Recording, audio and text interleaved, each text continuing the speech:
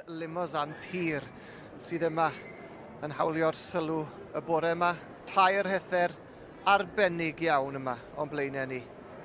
Falle ddim gymaint ag arfer non, ond mae'r safon cystal ag eriod. A na beth sy'n bwysig yna fe. A Chris Penny wedi gweld nhw'n cerdded o gwmpas y cylch. Mae wedi bod yn pwyso a mesur a mae wedi tynnu nhw fewn i drefen.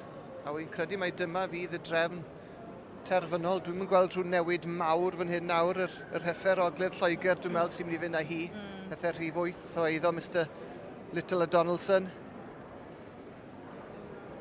Ond chi byth yn gwybod non, falle fydd yna newid mynd i dola? Na, mae bob hawl dy gael. Ond dim ond yw'r Heffer mwyaf yn y dosbarth. Na, ond mae rhaid i fi weid, mae rhywbeth real sweet amdani, oes e? Mae'n tynnu'r llygad. Falle bod y ddwy arall rhy drwm. Falle, achos y neirodd un nhw ar diwedd y dydd, fyna fe. Union. A hefyd o ran gofynion y farchnad, falle bod nhw'n rhy fawr o bosib, ond wedi wneud i benderfyniad a dyna ni. War y teg. Yr Heffer o ogledd Lloegr wedi mynd â hi yn osbarth yr Bred Limousin. A fel wedi si, Heffer fach sweet iawn. Sweet, annwyl dros ben. Oedd i en, mae rhaid i fi weid. War y teg iddyn nhw. A dyna ni, felly dyna ddiwedd y dosbarth bach yma.